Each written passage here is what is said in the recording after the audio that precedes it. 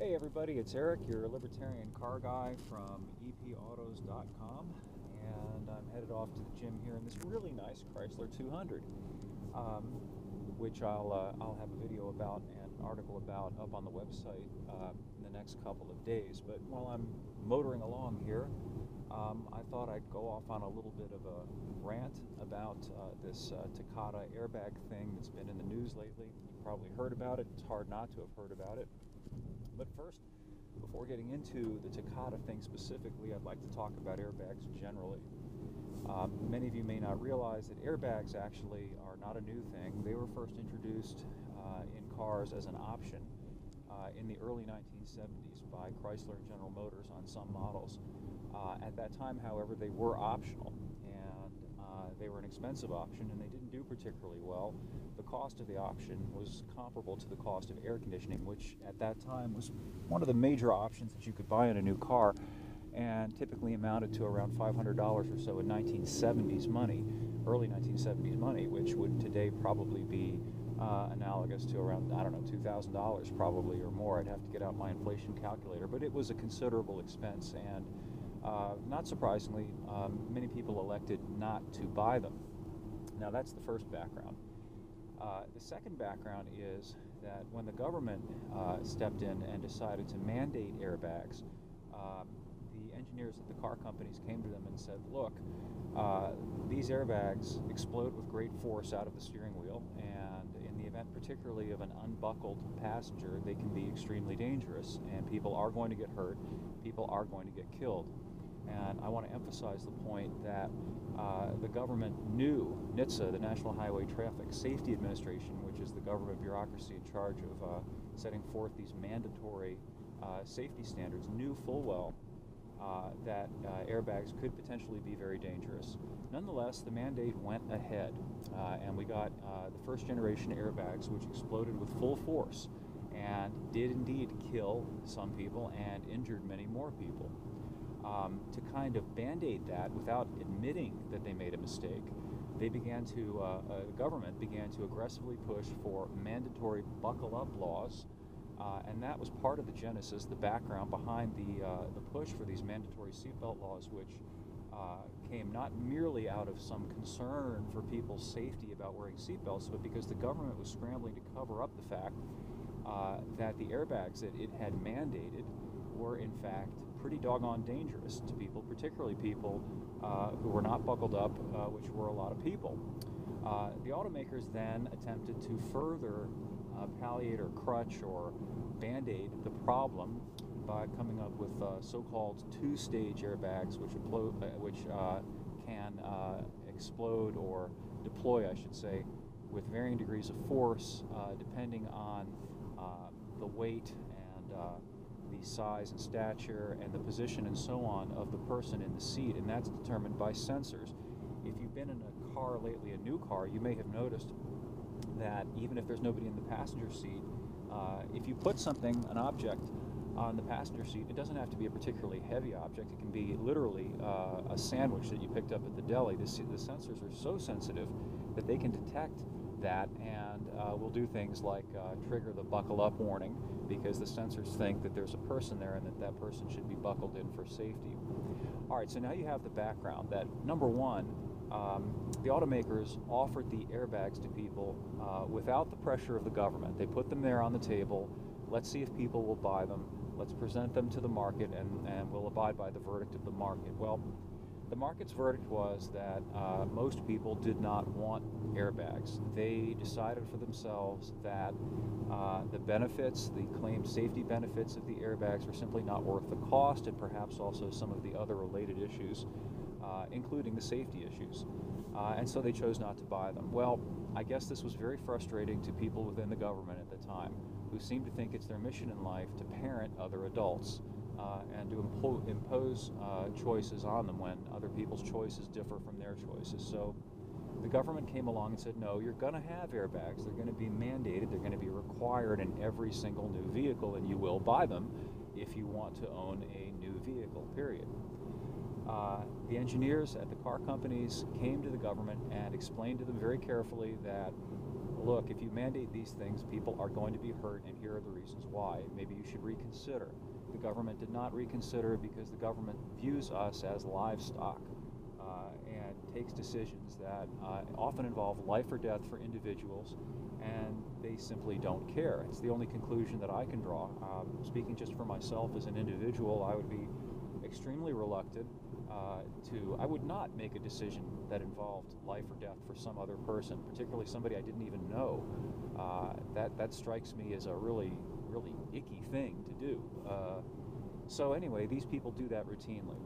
Well, when it was done and the evidence began to come in that people were in fact being hurt, then instead of coming clean and saying, look, okay, we made a mistake, and pulling the airbags off the market, or at least temporarily rescinding the mandate until the problem could be sorted out, they began to aggressively push for these mandatory buckle-up laws, which most states now have in one form or another, which has enhanced the police state powers of the government to harass and pull over people for the offense, for the victimless crime of driving in their own vehicles without a seatbelt on. And again, it's kind of analogous to this airbag thing, and not wearing a seatbelt might increase your risk of being hurt or killed if you're in an accident, but fundamentally and ultimately, really, it is your life, it is your choice, and it's kind of arrogant for somebody else to parent you and to dictate to you that you will buckle up.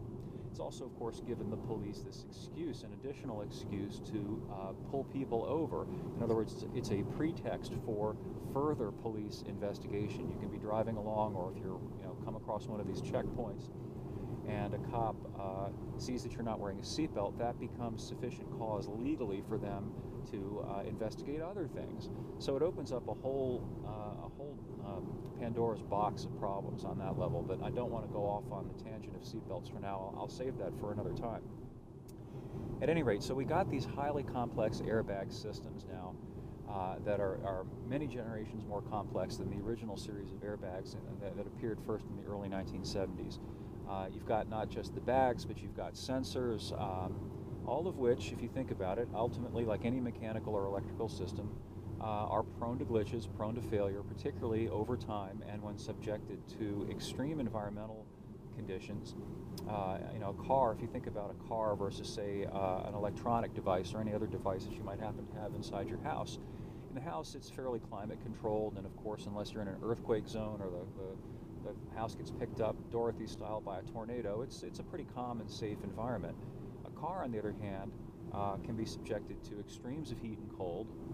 As you're driving along down the road, it hits potholes, it bounces, it moves, it shakes, and it jiggles. And all of those things eventually, over time, have the potential, indeed the likelihood, to degrade some of these systems, these electrical connections and so on, resulting in things like airbags going off for absolutely no reason when you're driving down the road. That has happened and been documented on a number of occasions, and you can imagine you're driving down the road at 60 or 70 miles an hour, and all of a sudden, boom, the airbag explodes, literally explodes. That's what they do in a fraction of a second in your face, and disorients you. You can't see what's going on, and before you know it, you've hit a tree. But again, government isn't held accountable for that. It's interesting that they'll constantly trot out the argument that if it saves even one life, but apparently that only applies arbitrarily and according to their own conditions. Okay, so fast forward now to this Takata thing. You're forced to buy these airbags, and there's a supplier out there that supplies defective airbags to millions of vehicles. And now people are driving around, millions of people, with airbags that potentially, and actually, because this has actually happened, will explode, and when they explode, pieces of the metal mechanism inside the airbag fragment and are ejected at extremely high speed directly at the person's face. It's no exaggeration to say that these devices are very much like anti-personnel mines. They operate on the same principle. The thing goes off, boom, the metal shreds go everywhere. And now who's held accountable for this?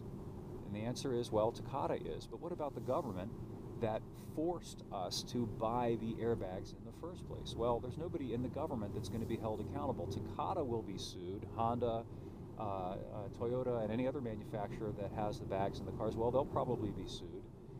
Certainly their reputations will be tarnished, they'll lose business, but ultimately the reason that they have these airbags in the car is because of the government mandate, and the government and the individuals within the government who pushed forward the mandate they'll wash their hands of it. They won't be held liable in any way whatsoever, which I think is rather odd.